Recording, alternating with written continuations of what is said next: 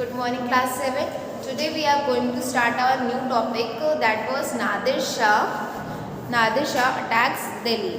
उससे पहले हमने जो लास्ट टॉपिक पढ़ा था the crisis of the empire and the later Mughals, इसका थोड़ा सा टॉपिक लेफ्ट रह गया था, वो ज़रा पढ़ ले, इसके बाद हम न्यू टॉपिक स्टार्ट करेंगे. Already under that was page number 141 पे है, स्टार्ट करते हैं. Already under severe pressure from all sides, the empire was further weakened by competition amongst different groups of nobles. ठीक है, अब बहुत अलग अलग साइड से कंपटीशन आ रहा था, तो जो कंपटीशन को फेस करने के लिए जो राज्य थे, एम्पायर्स थे, उन्हें प्रॉब्लम हो रही थी. ठीक है, मतलब बहुत सारे कंपटीशन फेस करने पड़े थे, उसके साथ साथ उन्हें क्या हो रही थी, प्रॉब्लम भी हो रही थी. They were divided into two major groups or factions. इन्हें दो ग्रुप्स में डिवाइड किया गया था. क्या किया गया था? इन्हें दो ग्रुप्स में डिवाइड किया गया था, पार्टीशन किया गया था इनका. वो पार्टीशन क्या है? The ईरानीज and तुरानीज. ईरानीज और तुरानीज दो ग्रुप में डिवाइड किया था. तुरानी मतलब जो होता है, तो वो होता है नोबल ऑफ टर्किश लोग होते हैं, उनको क्या बोला जाता है? तुरानीज. ठीक है, और जो ईरान में रहते हैं उनको क्या बोला जाता है? ईरानी. ठीक है, फॉर अ लॉन्ग टाइम, मतलब काफ़ी टाइम पहले, the later Mughal emperor was puppets in the hands of either one or other of these two powerful groups. जो बाकी के मुगल एम्पायर्स होते थे, राज्य होते थे, वो बहुत ज़्यादा मतलब पावरफुल थे, तो वो बाकी के जो लोग होते थे, जो लेस पावरफुल थे, कम मतलब ताकतवर थे, वो उनके हाथ की क्या बन गए थे? कठपुतली. ठीक है, पपेट्स मीन्स कठपुतली बन गए थे. तो जो राज्य पावरफुल होते थे, तो वैसे ही मतलब वो अपने अकॉर्डिंग ही जो मतलब कम पावरफुल वीक राज्य थे, उनको अपने अकॉर्डिंग चलाते थे. आगे,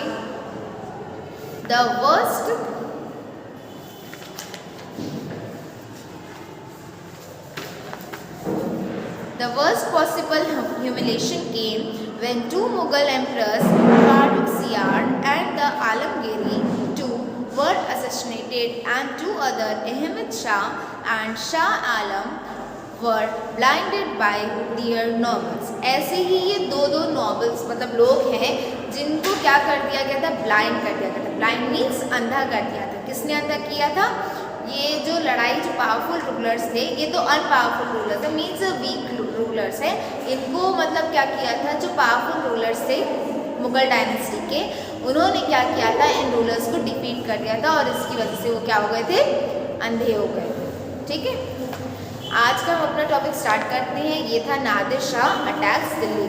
नादिर शाह का दिल्ली पर आक्रमण. अटैक मीन्स आक्रमण. The devastation of Delhi after Nadir Shah invasion was described by contemporary observers. जो डेजिवेशन होता है, डेजिवेशन का मतलब होता है विश्वास. जो विश्वास होता है दिल्ली पर, जो नादिर शाह का विश्वास था, वो डिस्क्राइब कब हुआ है? जब उनके हाथ में ये शासन मतलब ये राज्य आया था. ठीक है, इसके बाद one describe the wealth looted from the Mughal treasury as follow. उन्होंने कैसे अपना वेल्थ मतलब पैसा कमाया था मुगल ट्रेजरी मतलब मुगल एम्पायर से, वो नीचे लिखा गया. 6 lakh of rupees and 1,000 gold coins, nearly 1 crore worth of gold ware, nearly 50 crores worth of jewels, most of them unrevealed in the world, and the above included the peacock throne. अच्छा, मतलब उनके पास इतनी सारी चीज़ें, जितनी चीज़ें मैंने बताई है, वो सारी चीज़ें किसके पास थी? नादिर शाह के पास थी, जो इन्होंने एक मुकाबले मतलब एक कंपटीशन में जीती थी. ठीक है, एक कंपटीशन हुआ था, उस कंपटीशन में उन्होंने ये सारी चीज़ें जीती थी. And another account describes the इन्वेशन impact upon Delhi. और दूसरा जो अकाउंट होता है, दूसरी जो चीज़ें लिखी गई हैं, उसमें बताया गया है कि दिल्ली में आक्रमण के टाइम पे क्या क्या चीज़ें हुई थी. तो ये लिखा है, those who had been masters were now in their state. Their state मतलब जो पहले मास्टर थे, अब उनका बहुत ज़्यादा प्रॉब्लम हो रहा है, वो दर्दनाक मतलब फेस कर रहे हैं, हालात उनकी हो गई है. And those who had been revolt could not even get water to quench their thirst. और कुछ लोग तो मतलब इतने मतलब थे, ऐसे थे कि जो दूसरे अनपावरफुल वीक लोग थे, उनको पानी पीने तक ही नहीं मिलता था, अपनी प्यास बुझाने के लिए पानी तक भी नहीं मिलता था। The recluses were pulled out of their corners.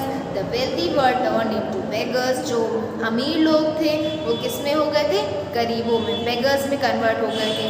Those who once set the style of clothes now went naked. और जो पहले बहुत अलग अलग स्टाइल के कपड़े पहनते थे अब वो क्या हो गए? ऐसे ही नेकेड ही घुमा करते हैं। ये सारी कब हुई थी चीज़ें? जब दिल्ली पर अटैक हुआ था, जब दिल्ली पर नादिर शाह ने अटैक किया था, ये तब की बात है।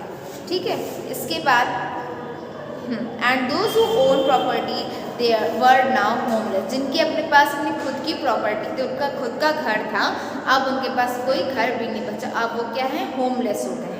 The new city Shahjahanabad was turn into rubble. Nadir Shah then attack the old quarters of the city and destroy a whole world that existed there. जो पहले की न्यू सिटी थी, दिल्ली की जो न्यू सिटी थी वो थी शाहजहानाबाद थी, अब वो क्या हो गई है? मतलब एकदम बेकार सिटी हो गई। क्यों बेकार सिटी हो गई? क्योंकि वहाँ पे जो सारी चीज़ें हैं वो नादिर शाह के द्वारा अटैक में ख़त्म हो गई थी। अब क्या हुआ है? अब वो सिटी किस नाम से जानी जाती है? नादिर शाह के नाम से जानी जाती है। क्यों? क्योंकि उस पर कब्जा किसका चल रहा था? नादिर शाह का चल रहा था। ठीक है, इसके बाद आगे देखते हैं। आगे का हमारा टॉपिक है, ये है एमर्जेंस ऑफ न्यू स्टेट, नए राज्यों का उदय। नए राज्य कैसे बने थे वो चीज़ बताई गई है।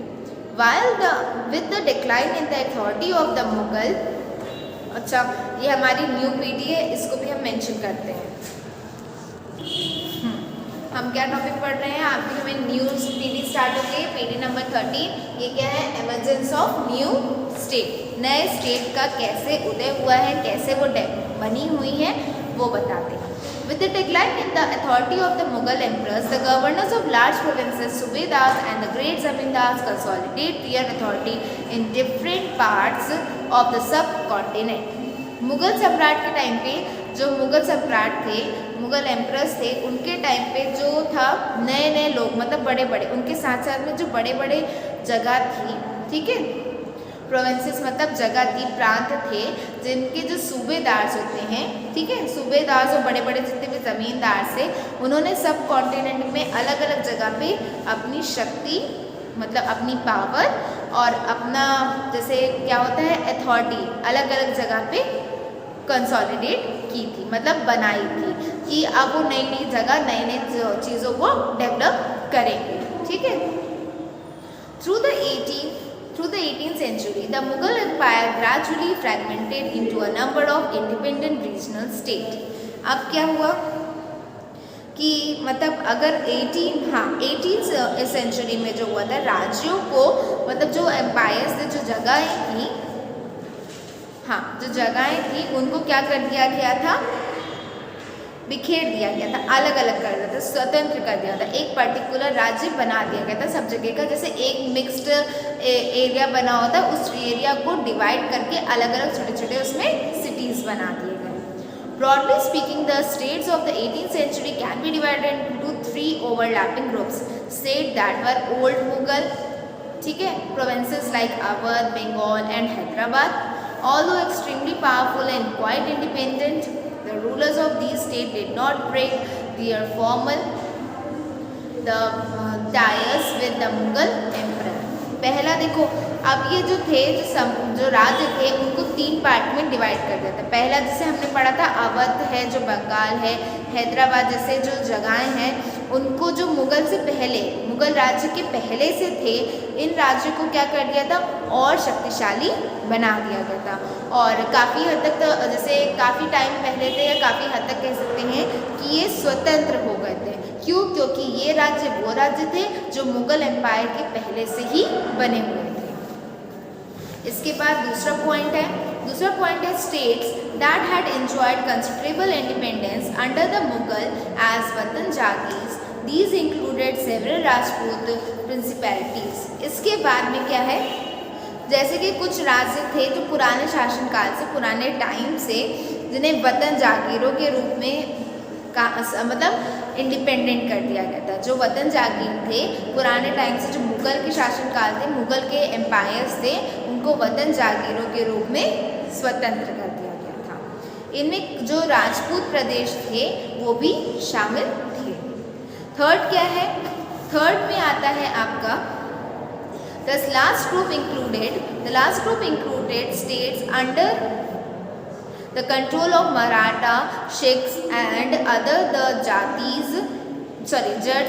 These were the different sizes and had seized their independence from the Mughal after a long drawn armed struggle. Last क्या था? जो तीसरी हमारी लाइन बनी थी, तीसरी श्रेणी बनी थी, जिसमें मराठा थे, सिख थे और जाट थे। ठीक है, ये तीनों एक प्रजातियां हैं। जो ये राज्य हैं इसमें ये आते थे। कौन कौन से राज्य आते थे? मराठा आते थे, सिख आते थे और जाट आते थे। ये अलग अलग प्रकार के, अलग अलग आकार के थे। ठीक है, और इन्होंने जो थे मतलब काफ़ी लॉन्ग और पावरफुल, मतलब काफ़ी लंबे टाइम से और बहुत ही कड़े शास्त्र संघर्ष के बाद में अपने राज्य को छीन कर स्वतंत्र बनाया था।